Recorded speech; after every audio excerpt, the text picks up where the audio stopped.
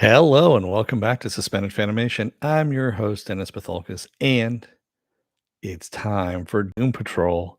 That's right, another episode of Doom Patrol, Season 3, Episode 2, Vacay Patrol.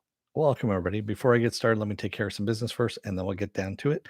If you like what you see here, like, share, and subscribe. If you're still on the fence about subscribing, take a look at the video that pops up at the very end here. Basically, YouTube takes the algorithms of all the stuff you've been watching and tries to match it as best as possible to one of the videos in my vast video library and pops it up there just for you. And if you like what you see there, hit that subscribe button down below there. Also, if you want to know when I'm going to be on live again next, you get that bell down below. It's a 50-50 chance of YouTube actually notifying you. Best thing to do is go to suspendedfanimation.com. Take a look at the schedule I have up there. I change it out every week. Also, I have all the links to my social media up there and all the links to my pages. So this YouTube channel, my my Facebook page, and a Facebook group page where you guys can post stuff and chat amongst yourselves. All right, let's get started, shall we?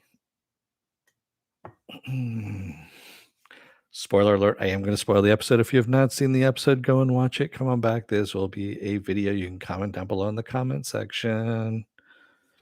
Got enough time to do it now? All right. Yes, yes. All right, good.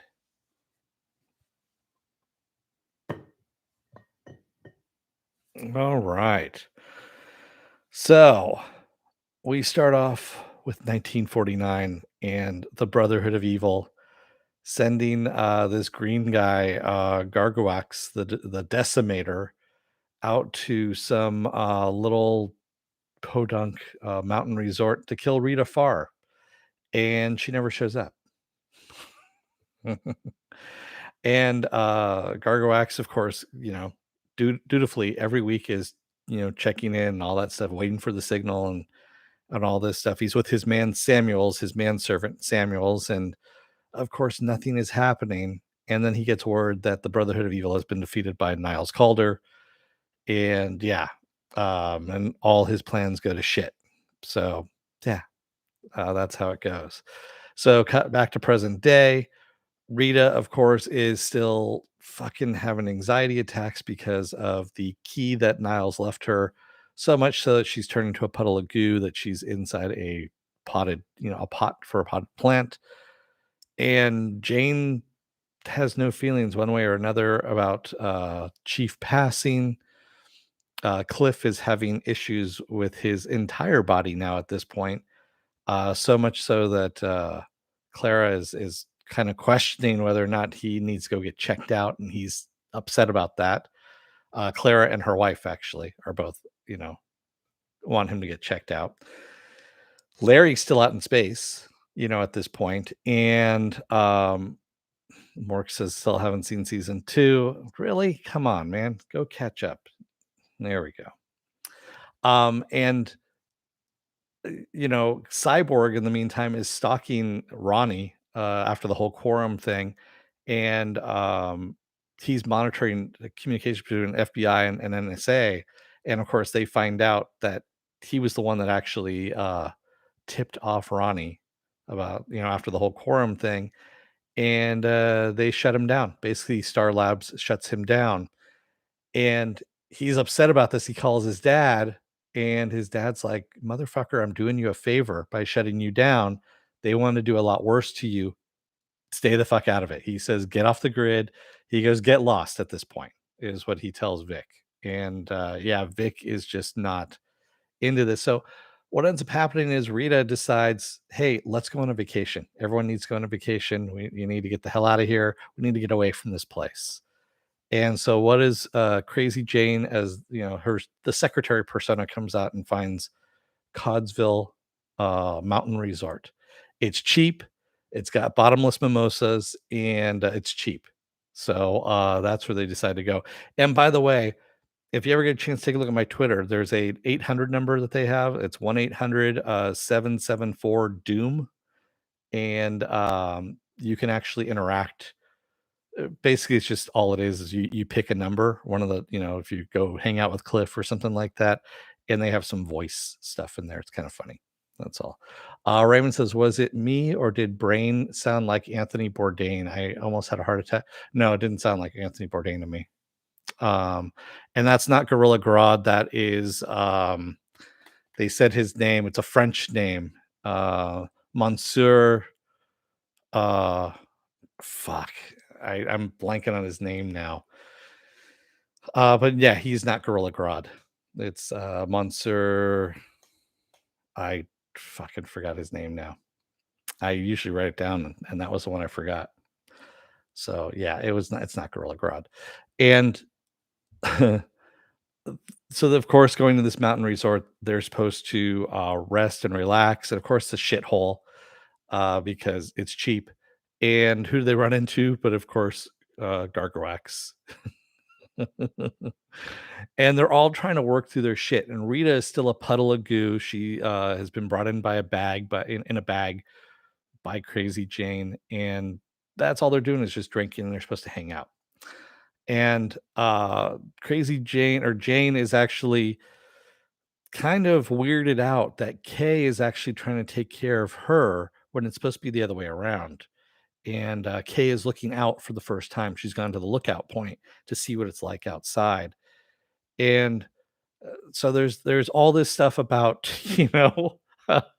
dealing with all this shit that's happened, and coming to terms with all of this. And Vic, of course, is still hanging on to shit, and he just won't let go, to the point where he just kind of harshes on everyone's who just wants to be alone at this point, and everyone goes their separate ways. Cliff, of course, meets Gargowax. um Jane and Rita hang out and they do their own thing. Vic is doing his own thing. Larry is still out in space, so he never, and the entity, the traveler, actually leaves him, and just deposits him back in due manner. So that's where we're at. Raymond says also, I think Peregrine took from Lord of the Rings, played Gargowax's assistant. Oh, Samuels, possibly. I don't know. They didn't have him listed on IMDb of who he was. I was looking for that actually, and I couldn't find him on there. So, um, yeah. And so once Rita reconstitutes herself, of course, and Gargowax sees who it is, that's the mark that he's been waiting for 70 years. He's like, yeah, fuck it. He goes, no. He goes, that's a broken woman out there. We're done here. We haven't heard anything from Brotherhood of Evil. They are done anyway. He goes, our mission here is over, is really what he says. Because he's talked to Cliff, and Samuels almost gets into a fight with Cyborg and all this stuff. And as they're leaving, of course, the box goes off, and Gargorax runs in as the team are having a cathartic dance number. And he gets shot in the back by Samuels and says to them, run, before he drops dead. And of course, they all get shot by Samuels by this gigantic ray gun. And Rita is actually going to escape. And before she can, Madame Rouge, wearing Rita's face, pushes her back in, says, I'm sorry, pushes her back in the room and shuts the door. And Rita dies as well. And Samuels just arranges their body on the dance floor and goes away. And that's how we leave off on the episode. uh, Philip says it's cool seeing the Tick and Peregrine. Peregrine took in the same scenes. The Tick, that wasn't the Tick. That guy had nothing to do with the Tick. By the way, Philip. So yeah. Raymond says, I want to rewatch these episodes and take a drink every time someone says what the fuck. That's a lot of drinking. You might as well just have a straw at that point. Because yeah. Billy Boyd is in the end credits. Yes. Yes, he is. CBM says, I loved, you lived or you loved that dance number? Because I love the dance number. The dance number was great. Even though I really hate that song, Forever Young, I really fucking hate that song. And this was actually, I was okay with it, And yes, Raymond, I did love how Gargowax stayed there for 70 years. And basically he was making friends and whatnot until, of course, the resort died away. And I love the whole backbone thing about Cliff wants to prove that he's a man, kind of that kind of thing, by climbing the backbone. And Cyborg's like, That's a fucking death wish. Don't It's a death trap. Don't do it." And so which makes Cliff wanna do it even more. And then, Gargowax, of course, is like, that he asks Cliff asks Gargowax about that, and Gargowax like, "Fuck no." He goes, "I'm not gonna die on that thing." He goes, "That's a death wish." Same thing like Cyborg says. And of course, what does Cliff do? He climbs it and of course freezes up and then falls. Yes, exactly. Richard Nixon went up that thing and decided to resign. This is a great episode again. And each season has its own kind of you know, deeper meaning, if you will. So the first season was kind of like finding out who you are, kind of thing, is really what it is. Um, and then the second season is more of acceptance, denial and acceptance, if you will. And I don't know. It's more. I take that back. It's more.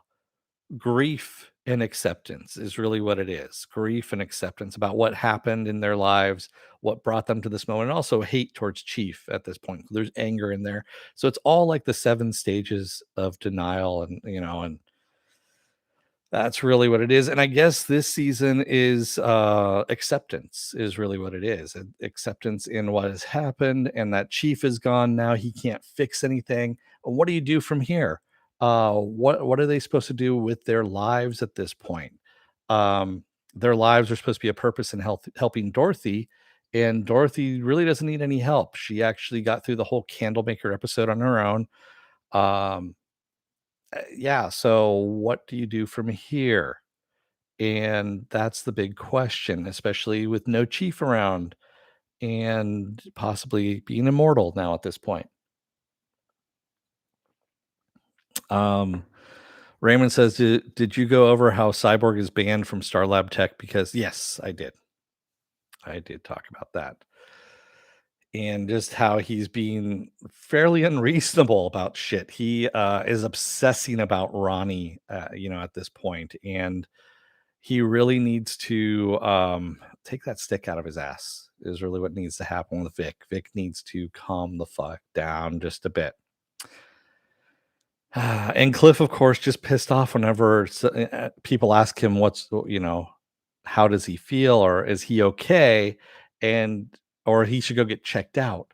And he gets pissed off about this because, of course, it's the whole man thing about um, not wanting to admit that there's a problem or anything like that. So it's the whole macho thing.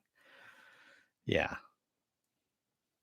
So yeah, that's a good episode again, like I said.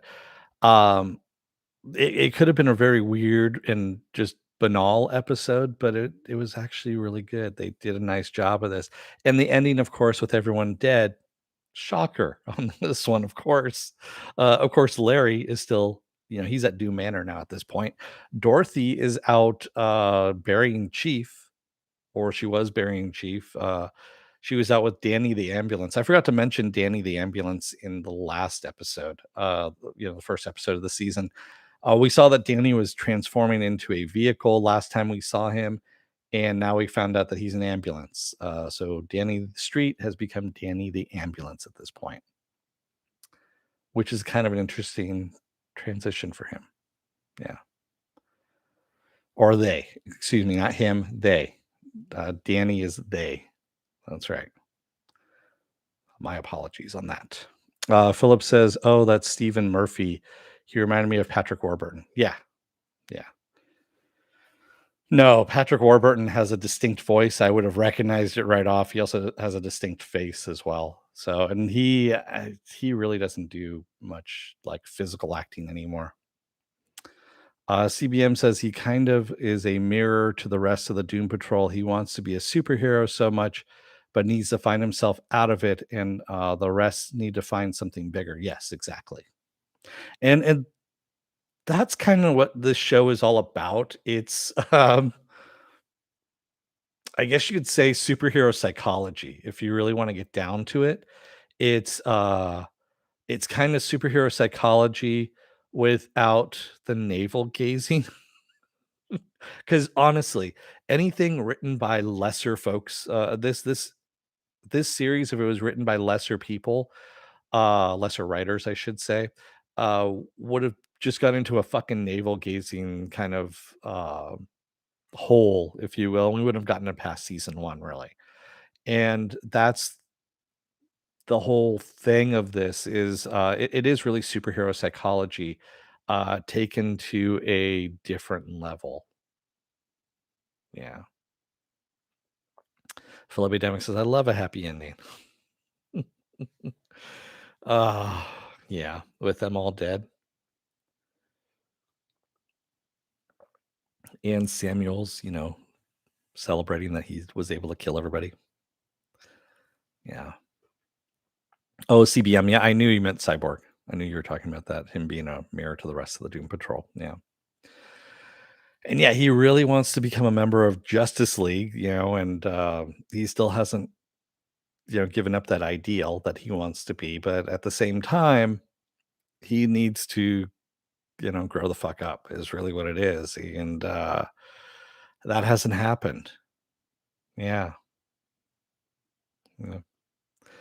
I'm wondering if they're gonna move him over to Teen Titans or Titans or whatever it is, because that's kind of how Cyborg grew up, is, being on the Titans team. I mean, I like him in Doom Patrol, I really do, um, but I kind of and I don't know, if they moved him over to Titans, then, the writing for him would just be really piss poor bad, which is Titans, I mean, and he wouldn't be the character that we have anyway. I don't know how that would work out too. I mean, the way this character is portrayed, the way Jovian Wade portrays it, and also the writers portray it, it's more it's not comical, I should say, but it's less serious than what Titans is, and Titans tries to take itself way too fucking seriously when really they're not. Raymond says, so you think Rouge is future Rita? Did the chief ever have a wife? Yes, he did have a wife. They already explored that. That was the uh, fuck, I can't remember her name. Dorothy's mom. That was his wife. But I still think that Madame Rouge is future Rita, and that's why the alarm went off. That the one that Rita keeps, ignoring is because it's a time machine that Chief had invented. Chief's soul is still around. We know Chief is a ghost, obviously. And then we also know that Willoughby took Chief's head at the end of the first episode, and his soul went with it. So, yeah. Philip says, I also love the theme of the whole team being out of their time period, unable to move on or stay current. Yeah. That's the other thing too, is Doom Manor seems to be stuck in time as well. And even though they know how to use, like, electronic devices, Vic, of course, being the most tech savvy out of everybody, but they all know how to use cell phones. They all know how to use computers, all that kind of stuff, Wi-Fi, whatnot. Yet they are all a period. They're stuck in their periods of time, really. Rita in the 50s, Larry in the 60s, Cliff in the 90s, 80s, 90s, somewhere around there. Cyborg, of course, is now, and Jane. Jane, it depends on the personality, really. But I mean, she goes back. Jane goes all the way back to the 1800s.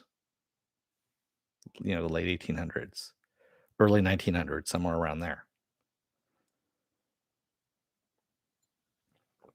So we do know that. Yeah, which is kind of weird that she's, kind of immortal in that way. Yeah. CBM says we've only seen a smartphone twice, I think, which really underlines that. True. Yeah, because I mean, Vic had a flip phone, his old flip phone that he just had just in case of emergencies. But we did see a laptop. I mean, the secretary brought the laptop in order to make the reservations for Coddington or Codsville, excuse me, not Coddington. Coddington, by the way, so up in the Napa Valley area in Santa Rosa, California, here there's an old um like mall, 70s, 60s, 70s mall somewhere. That's Coddington. Coddingtown, somewhere around. Yeah. And I remember that from way back when, and that's why Codsville, Coddington, it was yeah. That's why I have it written down like right in front of me. You don't see it here, but it's right there. That way I can just look down and I can see it. Um, so yeah, good episode. Looking forward to episode 3. I've seen episode 3 already. Yes, I already know what happens. So we're gonna be talking about that at 6 p.m.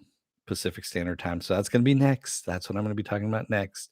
I just decided to put a little bit of spacer in between it just so everyone can relax, go and see it if they haven't seen it yet, all that kind of stuff. So yeah, should be good. So, speaking of which, that's at 6 p.m. Tomorrow, depending on how I feel, spoiler alert is going to happen tomorrow night. That is where we can talk about anything spoilerific as long as it's out in the public. You guys can spoil Dune if you're over in the, across the pond where it's already come out. I don't care.